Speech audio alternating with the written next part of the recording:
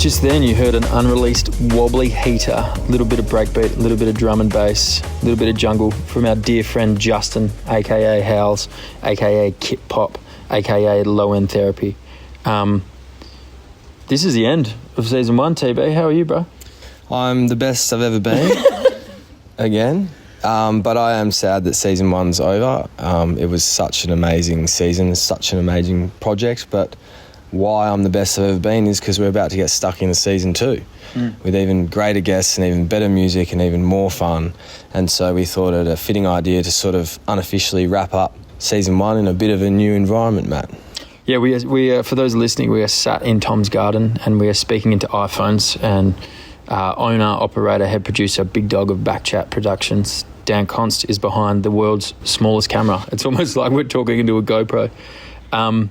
Yeah, man, hopefully you can hear the wind rustling some leaves, hopefully a plane and a siren goes off. But the vision for you at the start of wanting to do a podcast, you were so bullish on, like, I want to be sitting on the grass and hanging out. Yeah, this was the original vision, in the garden, in the backyard, sun shining.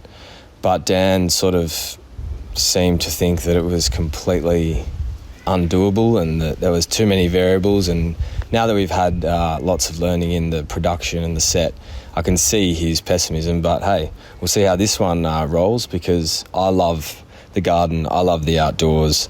I think it's a terrific setting. So hopefully this works and we can record plenty more like this. Yeah, your initial vision for Past Yorks, it was like when we were chatting, I think it was like the original name was Food, Wine, Song. Yeah, Food, Wine and Song. Yeah, exactly. What was that going to be? So pretty much it was going to be this. It was going to be exploring the best in music and conversation. And I hope that Past Yorks can continue to evolve into something like this. But as well as changing the setting from this garden setting, we also go and hit the best restaurants in Melbourne. We go and hit the best restaurants in Perth, showcase their food, give them a platform to show their brand, to show their story, and to, you know, engage in the music and the conversation as well, and sort of explore the finer things in life.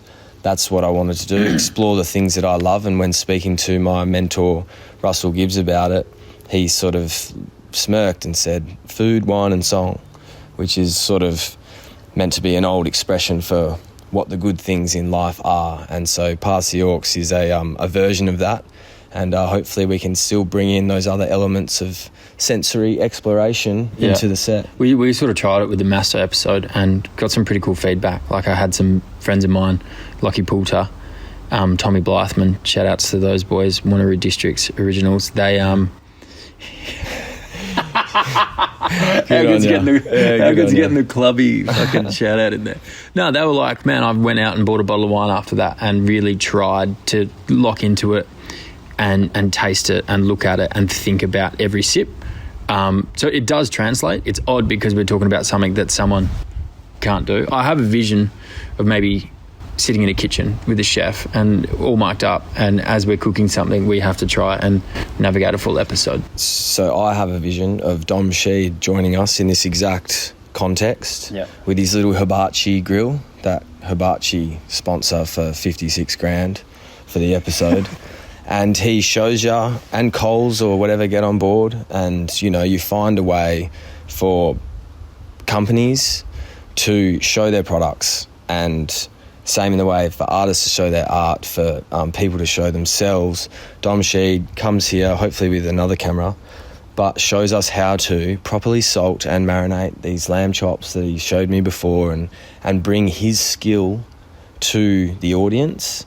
And in the meantime, you know, we play music and we learn about Dom, but I think it can be deeper than just, oh, here's the songs I like. I want to know, man, show me what you are. And for Dom, he's an incredible cook.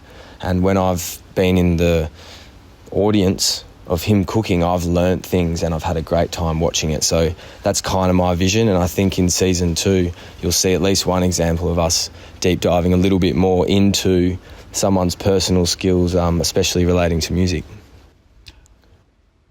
Sick. I reckon first episode back we'll kind of continue to wrap up. But do you have any idea what your favourite song was from season 1? Oh, man. Do you know what?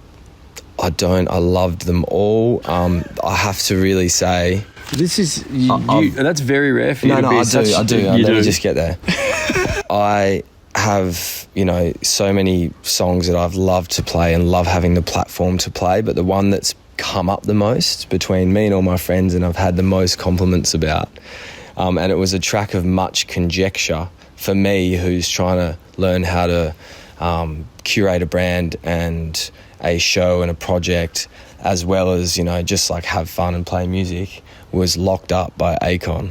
That, honestly, people still DM about that and are like, that was the best song. I had no idea how hard that song went. It made its way into some gags around the social circle. One of my buddies tried to close it out at midnight, on our wedding, and on New Year's, and there was jail gags in one occasion from someone who would have been offended because they spent so long in jail, and then there was Aslan almost punching Willow in the face for requesting so many songs. Requesting the song, the breaking the golden rule of DJ. Yeah, big ups DJ Aslan. I've only got my USB stick here, bro. Leave me alone. So it's just made its way in and penetrated it, and this project has, continued to increase my interactions about music and love, effectively. People have shown love, and I'm so grateful for it, and I'm loving the concept, and I think we're only going up in season 2. Yeah, man. For me, I think I'd never heard of Loyal Kana. Really? Yeah. I'd never listened to Loyal Kana and Ash Agar Bringing It On, which was a fucking epic episode as well. He was really good. And if either of us are never available for an episode, I think he would probably be first call for stand-in host for me. Absolutely. And hopefully one day... we can provide platform to other cool people who are interested... Other people who are interested in music and increasing their skill set and all the things that kind of brought us here in the first place and self-expressing. So hopefully, we can have a number of resident Pass the Orcs hosts at some stage and, maintain a fluid concept and maintain having so much fun.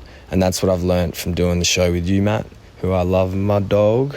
And it is that. It's like, don't worry so much about what everyone thinks and don't try and cater to an audience. The thing that's fundamental is that we have a good time and we play music that we like and it's fun. And like every part of putting yourself out there on social media, in life generally, having a crack at things, you have to overcome the slight mistakes or the 70% happy with something and just go, man, who cares? Let's do it. Yeah, and it's been great. Progress over perfection. 100. I reckon let's play Locked Up and then AKON and Loyal Kana to celebrate, and we'll come back with some more nonsense from the garden. I actually have a bug in my shirt. I saw it. I was going to smack it off before, but I didn't want to ruin the thing. It's crawling on me. I don't like this. Anyway, this is Locked Up AKON.